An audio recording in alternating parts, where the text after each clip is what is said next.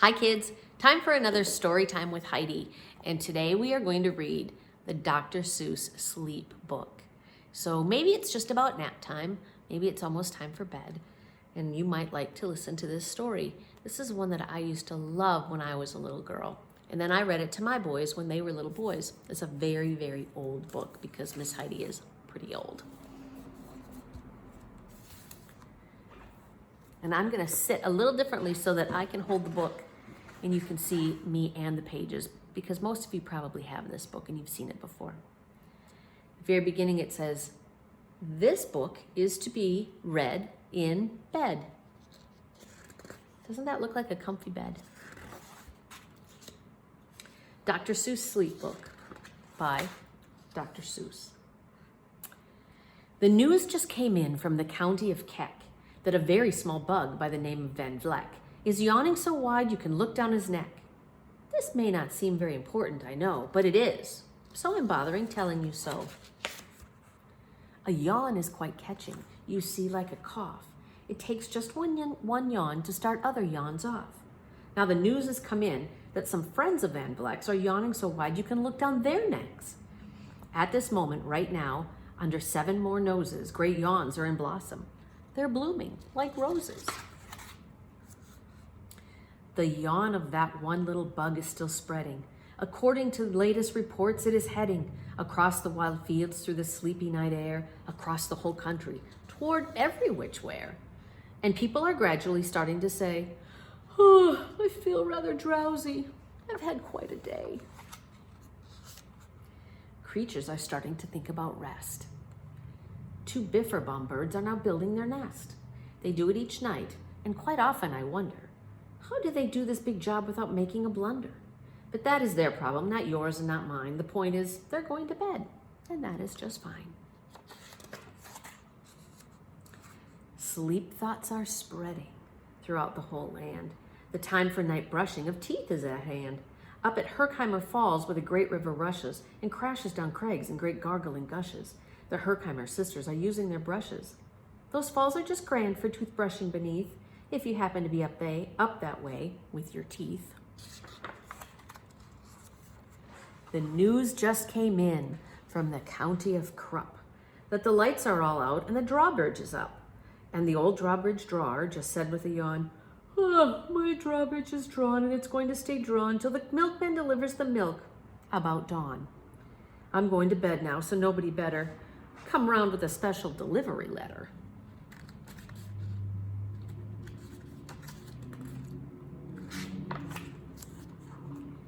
The number of sleepers is steadily growing. Bed is where more and more people are going. In Culpeper Springs, in the Stiltwalkers' Hall, the Stiltwalker stilts are all stacked on the wall. The Stiltwalker walkers have called it a day. They're all tuckered out and they're snoozing away. This is very big news, it's important to know, and that is why I'm bothering telling you so. Way out in the west, in the town of Merced, the Hinklehorn Honking Club just went to bed. Every horn has been quietly hung on a hook for the night in its own private Hinklehorn nook.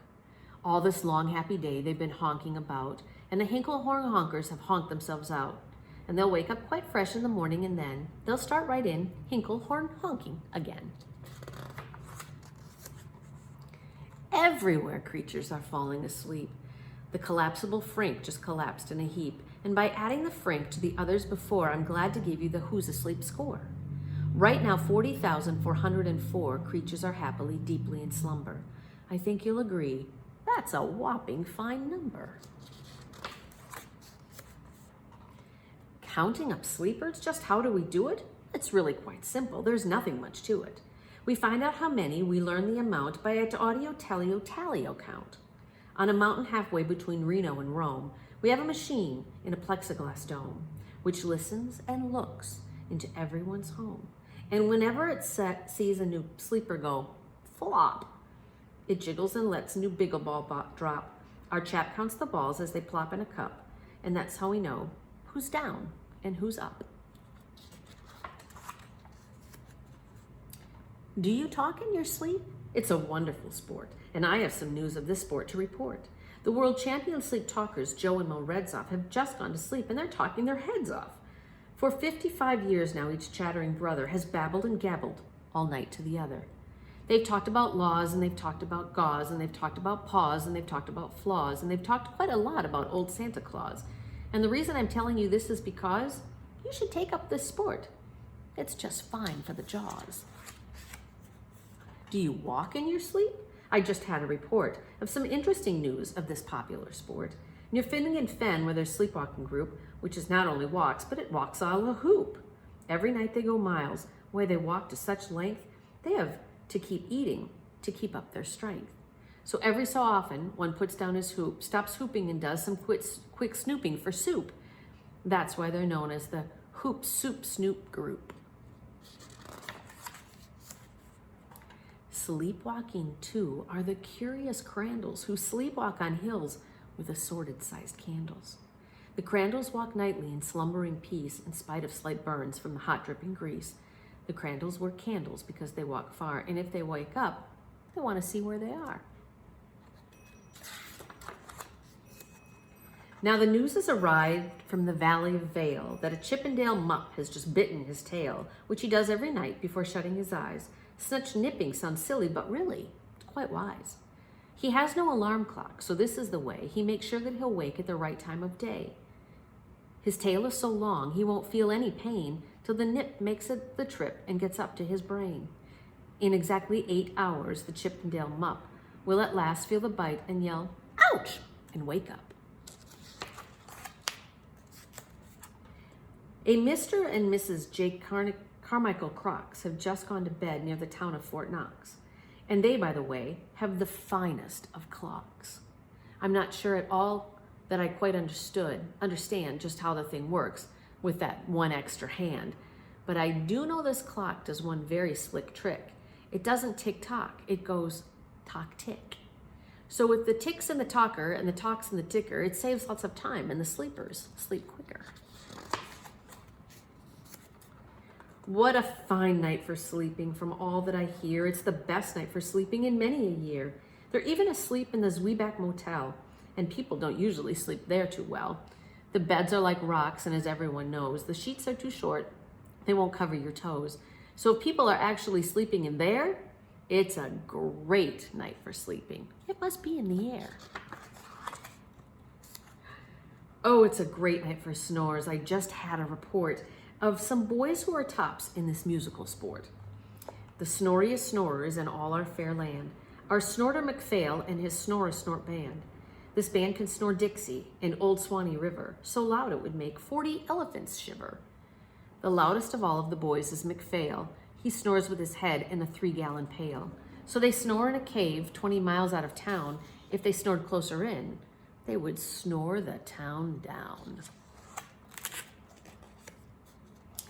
Do you know who's asleep out in Funa Laguna? 2 very nice Funa Laguna bamboona. We've added them to our Who's Asleep count, which has grown to a really amazing amount. Exactly 8,808,000 creatures are sleeping now. Isn't that great? A Jed is in bed, and the bed of a Jed is the softest of beds in the world, it is said. He makes it from pom-poms he grows on his head, and he's sleeping right now on the softest of fluff, completely exhausted from growing the stuff.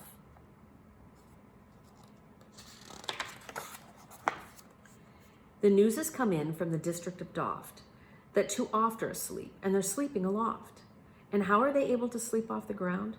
I'll tell you, I weighed one last week and I found that an oft is so light, he weighs -1 pound. A moose is asleep. He's dreaming of moose drinks. A goose is asleep. He's dreaming of goose drinks. That's well and good when a moose dreams of moose juice, and nothing goes wrong when a goose dreams of goose juice. But it isn't so good when a moose and a goose start dreaming they're drinking the other one's juice. Moose juice, not goose juice, is juice for a moose, and goose juice, not moose juice, is juice for a goose. So when a goose gets a mouthful of juices of mooses and moose gets a mouthful of juices of gooses, they always fall out of their bed screaming screams. So I'm warning you now, never drink in your dreams. Speaking of dreaming, I think you should note that the Bumble Tub Club is now dreaming afloat. Every night they go dreaming down Bumble Tub Creek, except for one night every third or fourth week when they stop for repairs because their bumble tubs leak. But tonight they're afloat, all full of dreams, full of bliss, and that's where I'm bothering telling you this. At the fork of a road in the vale of Vavode, 5 foot-weary salesmen have laid down their load. All day they've raced around in the heat at top speeds, unsuccessfully trying to sell zizzers of seeds, which nobody wants because nobody needs. Tomorrow will come, they'll go back to their chore, they'll start on the road zizzer-zoofing once more, but tonight they've forgotten, their feet are so sore, and that's why the wonderful night time is for. Everywhere creatures have shut off their voices, they've all gone to bed, in the beds of their choices. They're sleeping in bushes, they're sleeping in crannies, and some on their stomachs, and some on their fannies. They're peacefully sleeping in comfortable holes, some even on soft-tufted barbershop poles. The number of sleepers is now just past millions. The number of sleepers is now in the billions. They're sleeping on steps, and on strings, and on floors, in mailboxes, ships, and the keyholes of doors. Every worm on a fishhook is safe for the night. Every fish in the sea is too sleepy to bite. Every whale in the ocean has turned off his spout. Every light between here and Farfoodle is out. And now adding things up, we are way beyond billions. Our who's asleep score is now up in the zillions. 99 zillion, 9 trillion and 2 creatures are sleeping. So how about you?